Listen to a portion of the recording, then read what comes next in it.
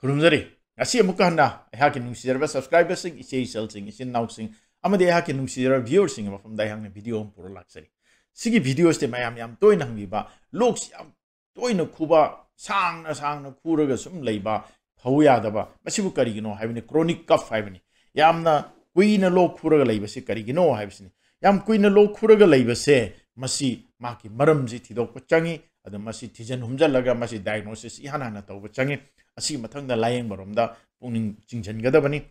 ihan hanbada khwaidagi maru oiba maramdi koigi yam kuina lo khubase koi respiratory gi disease habdi sor honbagi paringda leiba laina singsni maru oina asthma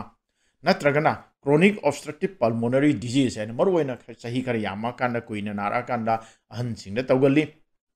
mathangda chronic bronchitis haidi sor honbongi paringda leiba magi sidagi changraga larynx trachea bronchus ka asi jaga stay da naba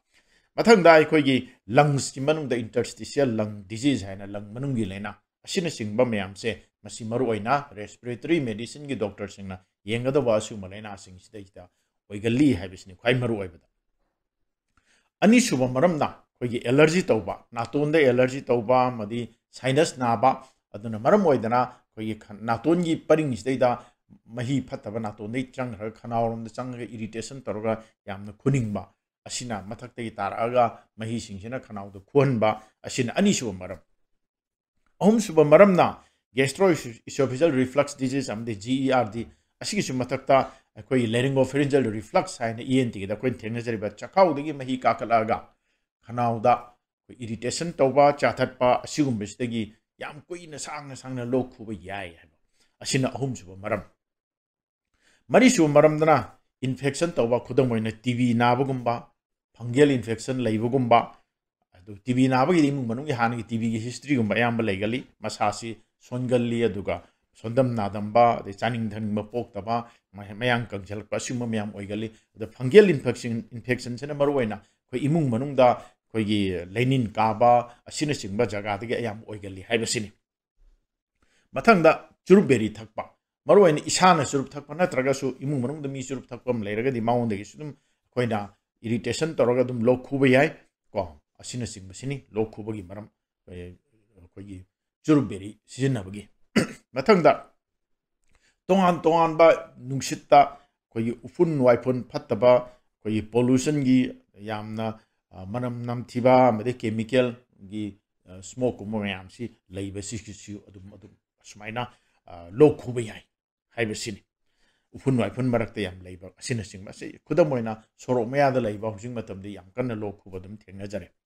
mathangda tongan ba laina sing maru oina koi BP gumba gi tharakpa hidakta koi ACE inhibitor haina asingma makhal gi hidam lei masigi group si koi lok khugali masi koi karigumba BP hidak sabi mising lok khuragadi isagi doctor da hangbiu masibo ai lok khuba yabra si hidak si charaga masi ontu onjin yabra hangbi bi ai mathangda khwaidi iroi loibada koi heart ki problem leba heart failure adigi lung gi cancer gumba khwaidi aruba maram haitar heart failure am de lung cancer asida to lok khubi aiba aduna lok khure na tarai lokthok pe adi magi yam irai laiba maram de yam sathi ba maram bhawa adum oibe ai habisini matang sai na panjaning bese aduna lok khure hai tarwide doctor da satlaga yeng thokpa asi tangai phadabani aduna yengba matamda magi history nungde phajan lawrken doctor na kari churu beri thak pra khot pra imung manung da kari tawi isada kari exposure laibano haibna singba irritation da exposure laibra irritant singda pollutant singda haibna singba hangbirani adi kayam kuina nara ibno kamang to uno hango matung istayda magi x-ray gumba lawba CT scan gumba lawba even MRI na singba lawdana koigi laying ba mathang tawbi ai asina singba adi muna sagi lungs ki oiba tongan mai function gi test lairi allergy test over lairi the endoscopy thingjala bronchoscope ta changaga manungda kari sok apan soiba haibadi khudam moina cancer nungjar laibra khotpra yengba yai asina singba asigi juma thakta koi GERD taw matamda aduga koi keno si laryngeal reflux asumba koi pharyngolaryngeal reflux tawba koi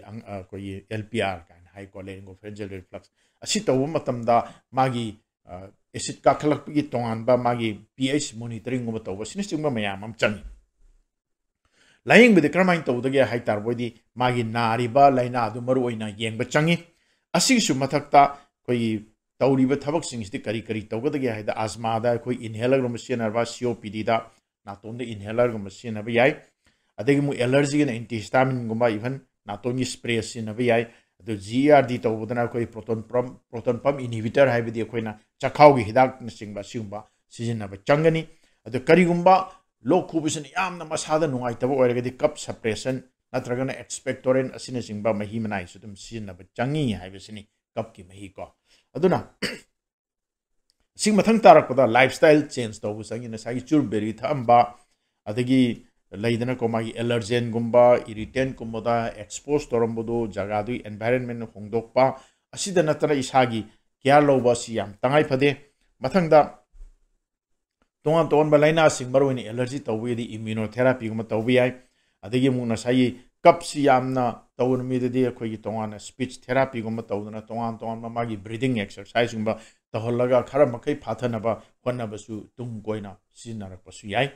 अदुगा doctor से करम कांदी येंगदबनो हायरदी लोक खुरकपसिना कोई हप्ता निपान हायबदी चौरंग था अनि दगी हेन खुराबा नत्रे हायरगना लोक सु खुब कुइद्रिबो ओरगसु लोक खुबदे इ यावबा अदगी करिगुंबा यामना नापु मचुगुंबा अदगी असंगबगुंबा लोक सिदा यावरक तारबा अदु तारबदी इन्फेक्शन लैबगिनी अदुना डॉक्टर थुनी येंगथोक चंगी हायबिसिनी अदिम सोर होनबसि याम वारदना सोर होनदा फीफा तौबा कोई खेरबा थबा खेरबा अदुसु डॉक्टर येंगथोकपा याम थुना तंगाई फदे अदिम हक्चांगी वेट कुंबा हंधराबा यामना इसादा चोकथब खोतब तौरबा नुंगदांगदगा हुमांग अनपी कांगबा लाइहोगी मोंगदा तौरबा अदि थबाक्सि याम नुंगाइतबा मसिना कोई हार्ट की कुंबा प्रॉब्लम लाक्तरी फुन फुनबा यामना नुंगाइतबा लैतारबदि याम थुना डॉक्टर येंगथोकपिबा चंगी हाइबसिनी इसाना तौबिगदबदि इसिंग माइसिंग मारांग काइना थकपिगदबनी अदुगा का मनुंगदा यामना निंगधमदागुम याम अकंगबा नुसित याम कंगबा मतमदे का मनुंगदा मॉइस्चराइजर्स कोई ह्यूमिडिफायर्स सिनबा खुदम मोइना इसम समबदा कोई मैफू मम थागत पेरमदे इसिंगुंबा सौहलगा इसिंगदुदा मनम नुंसिबगा कोई करिगुंबा खरा कोई चंप्रा खंगदे करि खंगदे खितंग मकुगुंबा हपसन बिरगा मनम नुंसि हनबा तौरकांदा का मनुंगदा इसिंग मनिन थादोकपिबा चंगी असिदा नतना कोई मैखू हाइबा जातसे चुरुबेरी खक्ता नतना का मनुंगदा कोई करिगुंबा कोई हुजिकान गैस लेतब कांगमुना चाइसिंग थोंग ओरगसु यारिंगै मदु मैखुदु मपान सखिनबा मोंगले सेंबिबा चंगी असिदा नतना नसाई तुम्बा मतमदसु कोक्सि खितंग थांगलगा तुम्बा चंगी अदुगा लुंबु लुंबु साबा महिसिंग थकपा चंगी मसिदा इवन खोहिगुंबगासु हापा कांदा खनाउजि खर नुंगाइनाबा दुम तौबिबसु चंगी हाइबसिनी अदुना लोइसलकपदा लोक सांग खुरकपा हाइबसे तराई तराइबा मरमदगी यामना साथीबा कैंसर गुंबा हार्ट फेलियर गुंबा मयाम अम ओइबि याबनिना कुइना लोक खुरकपा हाइबसे मसी तुमिना लैथोपिगनु डॉक्टर थुनि येंगथोपियो हाइजगे असिगिसु मथक्तना साइना पंजग्रिबा था अनिदगी हेना लोक खुराबा नत्र लोक खु मतमदा खोगी इ यावराबा नत्रगना यामना नापु मचुगुंबा असंगबगुंबा यावराबा अदुइ तारबिदे doctor थुनि येंगथोपियो हाइबसिमसु मतंगसिदा थमजरकांदा ngasi kuina lok khubagi matang da koina pijaba asigumba topic si video si matang sta loisan jage mayam nungai bibra nungai birage di soidram ki like to wiro de manab singa share to wigo ado ngasi ihana na ai khoigi channel si khoida bi kangbu sing yaraga di soidram ki subscribe to ko biganu haibasima thamjage on staying pideba channel se hakchang phana lainaba wakhal phana lainaba amade amaga ma khucham naraga yamna chakotpa nungai ba khunai ma semna bi wakhal on da puthok chaba apik pa youtube ki channel ma khangni मसिउ मयामना फजना खोइदा बिबदगी Pung छौगत बिबदगी ngasi si Pung थौगत बिबदगी ngasi फजना मंगजिन थाना चचरी असिगि दमत doctor ढाकेश्वर लोइसलकपदा मयाम पुनो को मतंग सिदा कसो न खुरुमजरी एमदे नलोकसरी